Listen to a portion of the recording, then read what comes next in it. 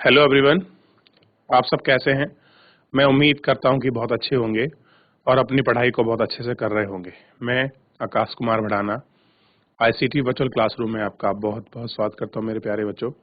जैसा आपको पता है कि हमारी 12th क्लास है और हम लोग देख रहे हैं तो आपका ह्यूमन ज्योग्राफी के अंतर्गत बच्चों हम लोग पढ़ रहे हैं। अपना चैप्टर है प्राइमरी एक्टिविटी, प्राथमिक कर रहे हैं और आज ही चैप्टर को हम लोग अंतिम रूप देंगे और आपका ख़त्म हो जाएगा। कुछ हम लोग नोट्स लिखेंगे जिनको मैं आपकी नोट्स जो आपकी इम्पोर्टेंट्स जो आपकी लाइंस है मैं उनको आपको बताऊंगा, उनको मैं आपको समझाऊंगा कि क्या चीज़ें हैं, हम किसको प्राइमरी एक्टिविटी कहेंगे और उन सब पर हम लोग आपका इस लेक्चर में अंतर्गत जो है बात करने वाले हैं।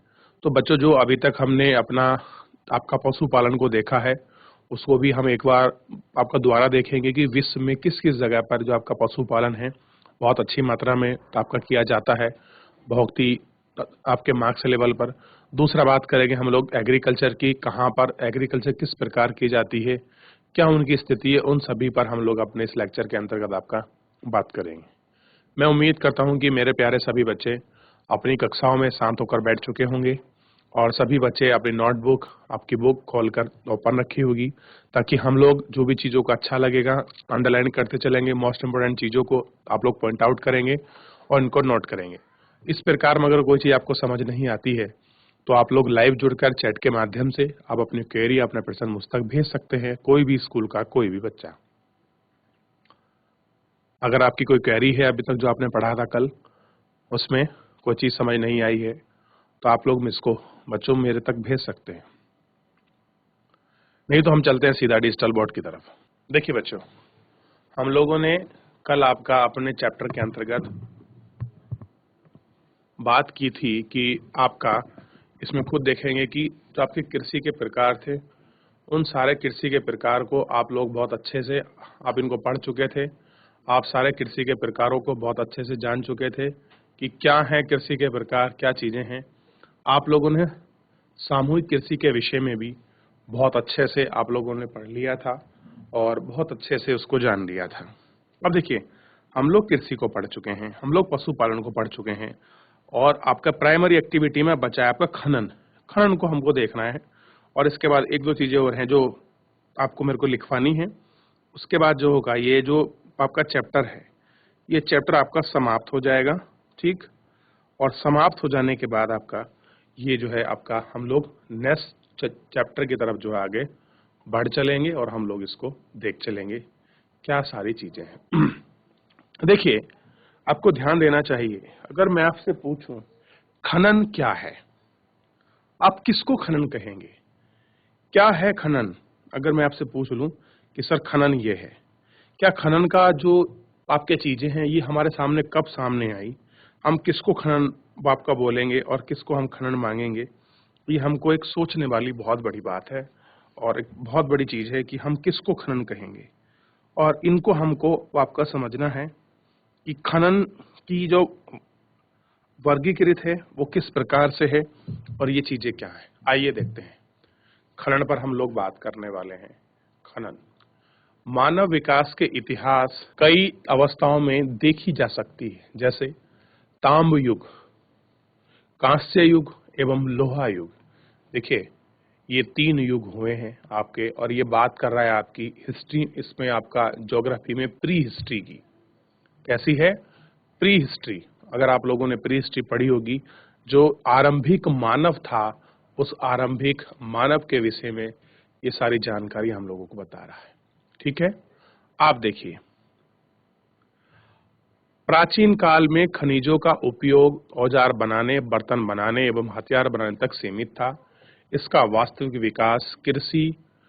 विकास औद्योगिक क्रांति के पश्चात ही हुआ। कह रहे कि जो इसका विकास है वो क्या हुआ, औद्योगिक क्रांति के बाद ही जो इसका विकास था वो आपका हुआ। खनन कार्य को प्रभावित करने वाले कारक कि कौन कौन से ऐसे फैक्टर थे जो आपका प्रभावित आपका कर रहे थे खनन आपके कार्य को, उसको हम लोग देखते हैं। देखिए, खनन क्या होता है? खनन के भी 2 प्रकार हैं। पहला है भूमिगत, जो भूमि के अंदर हो, और एक होता है भू आपके धरातल के लेवल पर। आप किस तरह से आप खनन करते हैं ये आपको देखना है। और देखिए, वर्तमान समय में खनन भारत में एक समस्या के रूप में भी है और खनन एक विकास के रूप में भी है। समस्या के रूप में देखा कि कहीं खनन जो है गैर कानूनी तौर पर हो रहा है, जिससे हमारे पर्यावरण का बहुत बड़ा जो नुकसान है वो हम लोगों को देखने के लिए मिल रहा है।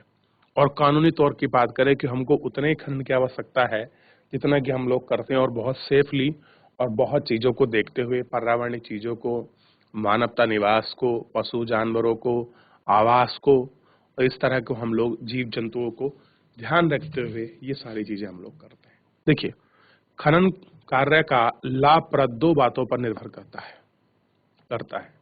कह रहे जो खनन के जो आपके कार्य हैं ये दो बातों पर निर्भर करता है। पहला है भौतिक कारक, जिसमें खनिज निक्षेप के आकार, श्रेणी, उपस्थिति व अवस्था को शामिल किया गया।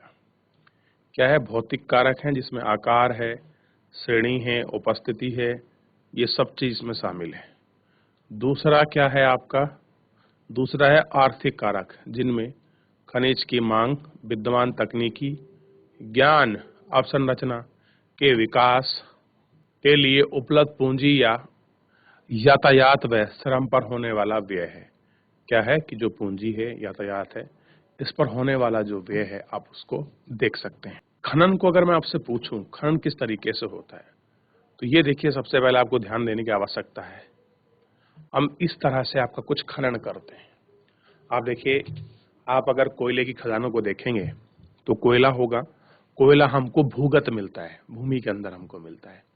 पहले हमारे जो भूतात्विक वैज्ञानिक हैं, मेटालॉजिकल जो आपके डिपार्टमेंट के लोग हैं, वो लोग आपका रिसर्च करते हैं कि कहाँ पर किस क्वालिटी का आपके चीज़ें हैं, धात्विक खनिज है, सोना है, चांदी है, तांबा है, कौन कौन से मेटल हैं, और क्या कहाँ से कोयला निकलेगा, कहाँ से लोहा निकलेगा, कहाँ से टिन निकलेगा, और कहाँ से अयस्क निकलेंगे।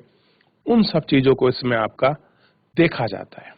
फिर उसी के आधार पर मशीनों द्वारा, आधुनिक मशीनों द्वारा और लेबर द्वारा ये सारी चीज़ें आपकी करी जाती हैं। ये आपको समझना होगा कि क्या किस प्रकार की चीज़ें हैं। देखिए, अब देखिए, खनन की विधियां, उपस्थिति की अवस्था एवं अयस्क की प्रकृति के आधार पर खनन दो प्रकार के होते हैं। मैं लिखा चुका हूं। पहला है धरातलीय खनन, दूसरा है भूमिगत खनन। धरातलीय खनन, खनन को विस्तृत खनन भी कहा जाता है। कह रहे जो धरातल का खनन है, इस खनन को हम आपका विस्तृत खनन भी कहा जाता है। ये खननों के सबसे सस्ता तरीका है, और कह रहे जो खनन है ये उसका सबसे सस्ता तरीका है, क्योंकि इस विधि में सुरक्षा आत्मक पूर्वता पायो एवं उपकरण के अतिरिक्त खर्चे अपेक्षाकृत कम हो जाते हैं और शीघ्र उत्पादन अधिक होता है। कैसा है कि जो चीजें हैं वो कम हो जाता है, उत्पादन भी आपका कम हो जाता है, और ये चीजें होती हैं। जब अयस्क धरातल से नीचे गहराई में होता है तब भूमिगत अथवा कूपी खनन विधि का प्रयोग किया जाता है। जब कोई हमको अयस्क को हमको निकालना है तो भूमि के नीचे से हम लोग उसको निकालते हैं और उसका प्रयोग करते हैं। इस विधि में कूपी गहराई, जहां से भूमिगत गैलरियों खनिजों तक पहुंचने के लिए फैलाई जाती है, इन मार्गों से होकर खनिज का निष्कासन एवं परिवहन धरातल तक पहुंचा जाता है। क्या करा है इसके लिए? निष्कासन और जो आपका धरातल परिवहन है, ये आपका पहुंचा जाता है। खदान में कार्य करने वाले श्रमिकों तथा निकाल जाने वाले खनिज के सुरक्षित प्रभाव आवागमन हेतु विशेष प्रकार की लिफ्ट बेधम यानी कि बर्मा होता है। अब देखिए, आपको अगर खनन करना है तो आपको विशेष प्रकार का जो बर्मा है, जो लिफ्ट है, उसका प्रयोग करना पड़ता है, ताकि आप उसमें ड्रिल कर सकें, आप उसमें छेद कर सकें और आपको पता चल जाए कि कहाँ से किस प्रकार से हम लोग इसको ड्रिल कर पा रहे हैं, कैसे इसको निकाल पा रहे हैं। ये सब चीजें हमको देखने के लिए होती हैं। ठीक, खनन का यह तरीका जोखिम भरा हुआ है, क्योंकि जहरीले गैस, आग एवं बाढ़ के कारण कई बार दुर्घटना होना भी भय का रहता है। और कह रहे हैं कि बहुत बार क्या होती है कि दुर्घटना जो चीजें हैं और ये सब चीजें हैं, इनका रहना बहुत ही आपका कॉमन होता है। क्या आपने कभी रात की कोयला खदानों को भारत की कोयला खदानों को आग लगाने एवं बाढ़ के विषय में सुना है? अब देखिए, अगर आप लोग देखोगे, जो कोयला खदानें हैं, जब कोयला जो खदान होती हैं, जैसे आपकी धनबाद में है, छत्तीसगढ़ में, झारखंड में है, इन जगह अगर आप लोग जाओगे तो जो आपकी खान होती हैं बच्चों, उन खानों में हमें आपका कोयला भी मिलता है, उन खानों में हीरा भी मिलता है, उनमें हमको गैस भी मिलती है, उनमें हमें तेल भी मिलता है। जब हम तोलते हैं, बहुत सारी जहरीली गैस निकलती हैं। हम लोग आपको किसी चीज का आप खनन करते हैं, कुछ चीज निकालते हैं, तो हमको क्या मिलती हैं? जहरीली आपका गैस मिलती है खनन की चीजों में। और जो वो गैस होती हैं बहुत हार्मफुल होती हैं। और कई बार जब उसमें गैस मिलती है तो बहुत बार शॉर्ट सर्किट की वजह से या फिर किसी न किसी कारण से भी वहाँ खदानों में आग लग जाती है और बहुत बड़ी दुर्घटना हो जाती है। कई बार अचानक क्या होता है कि बारिश वारिश का बाढ़ आ जाए, कहीं से आपका पानी का भंडार अंदर मिल जाए, वो अगर फूट जाए, बाहर निकल जाए, तो कई बार बाढ़ का पानी भी आ जाता है, जिससे क्या होता है आपका बहुत सारी समस्या, बहुत सारी दिक्कत जो है आ जाती है इस प्रकार। ठीक। और कई बार तो ये आपने न्यूज में सुना होगा कि खदानों के अंदर मजदूर 10-10 दिन तक आपका जिंदे बचे रहे, दबे रहे। तो इस प्रकार की जो ये चीजें होती हैं, ये भी एक इसी का ही आपका पार्ट है और इसी में ही ये सारी चीजें जो है आपका होती रहती हैं। ठीक। आगे देखिए, विकसित अर्थव्यवस्था वाले देश उत्पादन की खनन, प्रसंस्करण एवं शोधन कार्य से पीछे हट रहे हैं। कह रहे जो भी आपका डेवलपमेंट कंट्री है वो इन सब चीजों से पीछे हट रहे हैं, क्योंकि इसमें श्रम लागत अधिक आती है। कैसा होता है कि जो आपकी लेबर कॉस्ट है खनन करने में, वो बहुत ज्यादा आती है, क्योंकि इसमें अगर खनन कॉस्ट अधिक आएगी, आपका लेबर कॉस्ट सेविंग कैसी होगी? कम होगी। जब विकासशील देश अपने विशाल श्रम शक्ति के बल पर अपने देशवासियों के ऊंचे रहन सहन को बनाए रखने के लिए कार्य को महत्व देते हैं, और कह रहे हैं कि जो यहाँ के देशवासी हैं वो इन सब चीजों पर आपका महत्व रखते हैं कि हमारा देश का जो रहन सहन है, स्टैंडर्ड है, वो आपका मेंटेन रहे। अफ्रीका के कई देश, दक्षिणी अमेरिका के कुछ देश, एशिया में आय संसाधन के 50% तक खनन कार्य तक करते हैं। और कह रहे जो अफ्रीका है, साउथ अमेरिका महाद्वीप है, इसमें और कुछ एशिया के जो देश हैं, वो लोग क्या करते हैं कि अपने संसाधनों का 50% जो भी रिसोर्सेज है वो सब कहाँ से करते हैं बच्चों? आय से इसी से करते हैं, खनन से। तो इस तरीके से वो अपना काम करते हैं। ठीक। देखिए, चैप्टर तो आपका समाप्त हो गया है, लेकिन हमको बहुत सारी चीजों को अभी पढ़ना है। जो मेन इंपॉर्टेंट पॉइंट है उनको हमें नोट करना है। देखिए किस तरह से ये लोग आपका मैक्सिको की खाड़ी में से आपका तेल निकाल रहे हैं, कैसे तेल निकलता है आप उसको देख लीजिए। इतना आसान नहीं है बच्चों की जो हम लोग आपका तेल वगैरह यूज करते हैं एकदम मिल जाता है। किस तरह से आप देखिए, पृथ्वी के अंदर आपके परतों के रूप में हम लोग आपका जाते हैं, फिर वहां से तेल हम लोग निकालते हैं, फिर उनको फिल्टर करा जाता है बड़ी बड़ी मशीनों में, और इस तरह से ये चीजें होती हैं। मेरा एक क्वेश्चन है बच्चों आप लोगों से, सब लोग बताना कि भारत की सबसे बड़ी, या कह सकते हैं एशिया की सबसे बड़ी तेल रिफाइनरी कहां पर है? भारत, या कह सकते हैं एशिया की सबसे बड़ी तेल रिफाइनरी कंपनी कहां पर है? तो आप कहेंगे रिलायंस इंडस्ट्री, जामनगर, गुजरात। एशिया की सबसे बड़ी रिफाइनरी है। कई हजार आपका वेरियल पर डे वो तेल आपका फिल्टर करती है, कई हजार। और अगर अंबानी जी 1 रुपया भी लें 1 लीटर पर, तो कई लाख रुपए, कई करोड़ रुपए वो आपका पर डे कमा सकते हैं उससे। तो एक जस्ट क्वेश्चन मेरे माइंड में आ गया कि एशिया की या भारत की सबसे बड़ी तेल शोधक कंपनी कहां पर है? तो जामनगर, गुजरात। ध्यान रहेगा आपको, तेल रिफाइनरी है और बहुत बड़ी कंपनी है, ये आपको ध्यान रखना है। तो इन सब चीजों के विषय में, और अभी जो कुछ चित्र है, ये डेयरी फार्मिंग जो है वो कहां कहां हो रही है, आप इसको देख सकते हैं। देखिए यही वो पार्ट हम लोगों ने आपका डेयरी फार्मिंग के पढ़े थे, और इन्हीं को हम लोगों ने बहुत अच्छे से देखा था। कहां पर है वो आपकी डेयरी फार्मिंग? ठीक, इनको हमने देखा। भारत में भी खैर नहीं है, लेकिन कुछ मात्रा में मिल सकती है। इस तरह से यहाँ पर ही आपके जो आपके यूरोपियन है और आपका कनाडा वाला, कुछ अमेरिका वाला जो पार्ट है, इन क्षेत्रों में भी आपके डेयरी फार्मिंग जो है बहुत ही आपके मार्क्स लेवल पर आपका करी जाती है। क्लियर है? सबसे पहले चलते हैं, मैं आपको बात करा दूं। पहला पॉइंट से ध्यान रखिए। पहला मैंने आपको बताया था सामूहिक कृषि। सामूहिक कृषि और सामूहिक कृषि हमें सबसे ज्यादा कहाँ दिखाई दी थी बच्चों? पता होना चाहिए आपका सोवियत संघ में, यानी कि सोवियत संघ यानी कि वर्तमान का आपका रूस में। सामूहिक कृषि कहां पर विकसित है? आपका सोवियत संघ रूस में। दूसरा देखिए, दूसरा मिलेगा आपको मिश्रित कृषि। मिश्रित कृषि क्या होती है बच्चों? अत्यधिक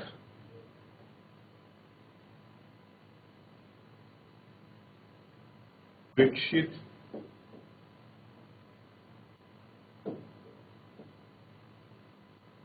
भागों जैसे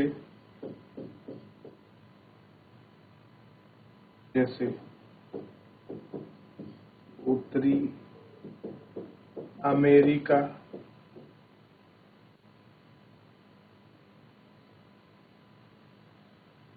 उत्तर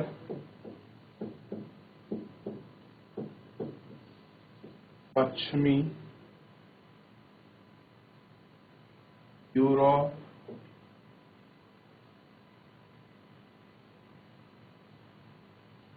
यूरेशिया, यूरोप प्लस एशिया, ध्यान रखना है, यूरोप प्लस एशिया को ही आपका यूरेशिया कहा जाता है। यूरेशिया के कुछ भागों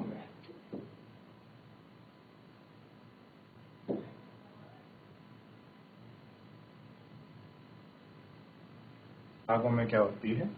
आपका जो मिश्रित कृषि है वो होती है। ठीक, आगे ध्यान देना है आपको। इसके अलावा दूसरी इंपॉर्टेंट चीज क्या है? ध्यान दीजिए। दूसरा है उद्यान कृषि। उद्यान कृषि, उद्यान कृषि को देख लीजिए, ये कहाँ होती है? उद्यान कृषि आपको मिलेगी मुख्यतः जो आपका पश्चिमी यूरोप व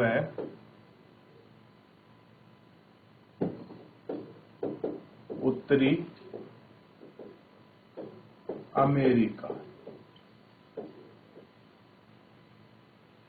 ठीक, आपको ध्यान रखना है। ध्यान कृषि। अगला पॉइंट देखिए आप लोग इसी में। अगला पॉइंट क्या है? पुष्पों उत्पादन।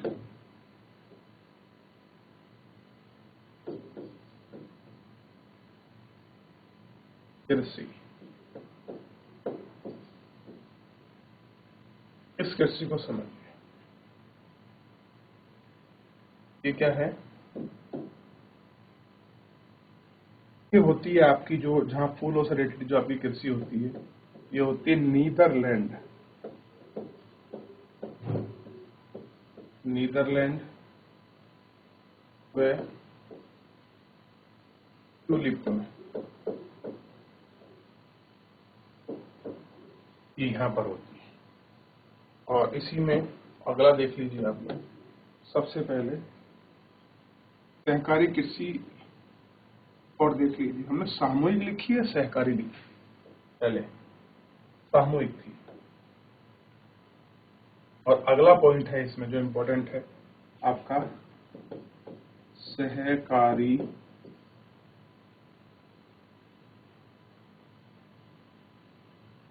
कृषि ध्यान देना है। और जो आपका सहकारी कृषि है वो कहाँ होती है? पश्चिमी यूरोप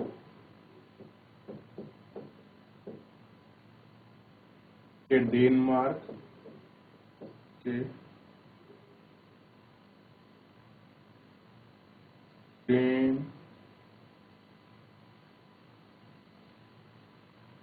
डेनमार्क में, नीदरलैंड में,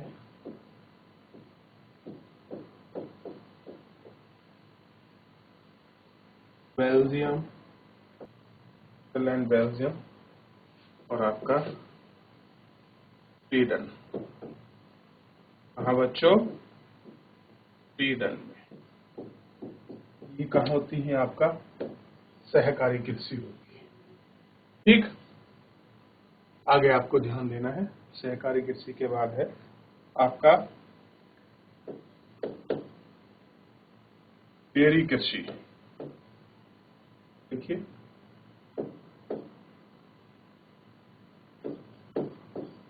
डेयरी कृषि। और डेयरी कृषि कहाँ पर होती है आपका? तो आपका पश्चिमी या उत्तर पश्चिमी यूरोप में डेयरी फार्मिंग होती है। कनाडा में होती है और पे आपका न्यूजीलैंड में होती है। यहाँ आपका डेयरी फार्मिंग होती है। ठीक, और आपको एक चीज नोट करके लिखनी है, मैं आपको बता देता हूं, जो मोस्ट इंपोर्टेंट है आपको लिखनी है। विस्तृत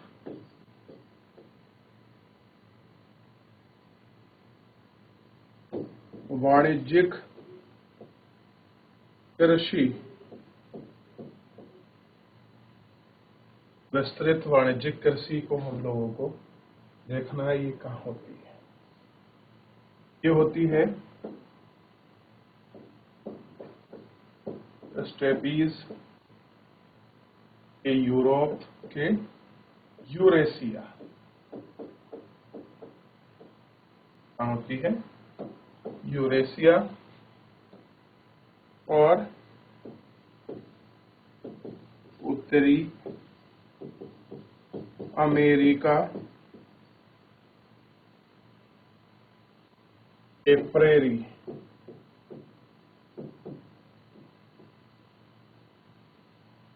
प्रेरीज और अर्जेंटीना के पंपास,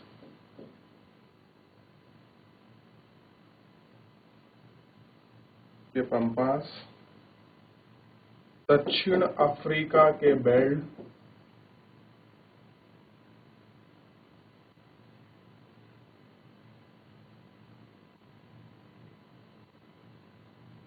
दक्षिण अफ्रीका के बेल्ट, और क्या है?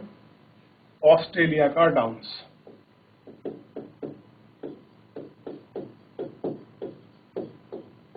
ऑस्ट्रेलिया का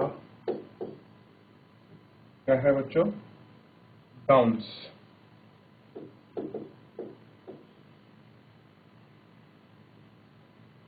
यहां पर होती है। ठीक, एक जगह और बचेगी, और न्यूजीलैंड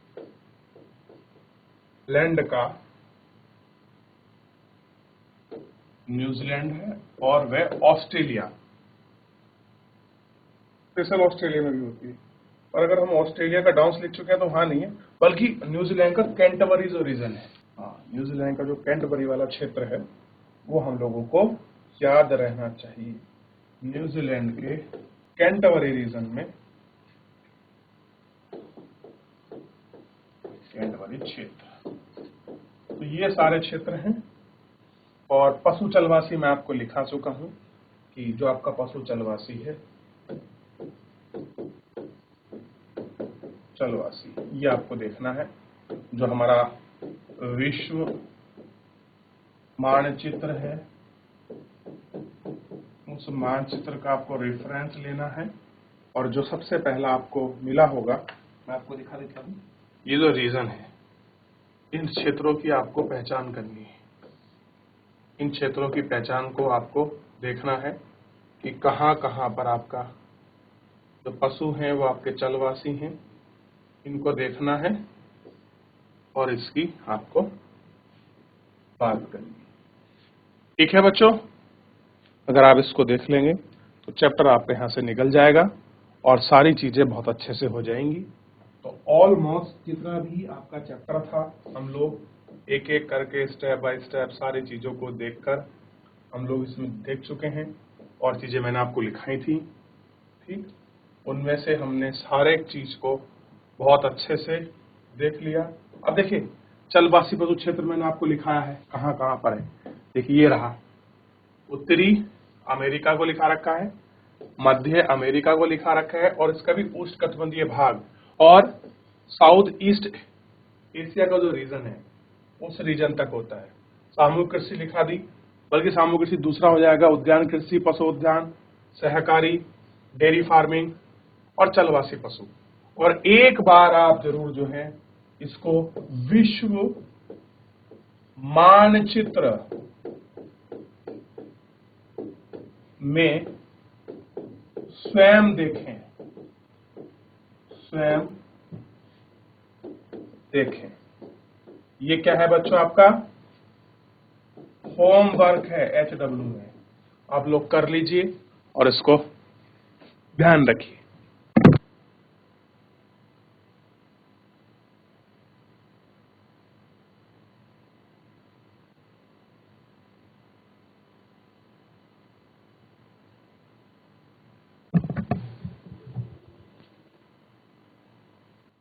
तो बच्चों, आज हमारा चैप्टर बहुत अच्छे से समाप्त हो गया। सारे रीजन्स को हमने लिख लिया, पूरे क्षेत्रों को हमने लिख लिया, मैंने आपको बता भी दिया है। अब आप इन क्षेत्रों को देखकर अपने मैप में उनको फिल कर लीजिए, उनको बना दीजिए, ताकि आपको पता लग जाए कि विश्व में कहाँ पर कृषि, सामूहिक कृषि, निर्वाह कृषि, पशुपालन, खनन, पशु उत्पादन, ये चीजें हो रही हैं। तो आज के लिए इतना ही, मिलते हैं नेक्स्ट लेक्चर में। तब तक के लिए ध्यान रखिए, स्वस्थ रहिए और अपनी पढ़ाई को अच्छे से करते रहिए। बहुत बहुत धन्यवाद।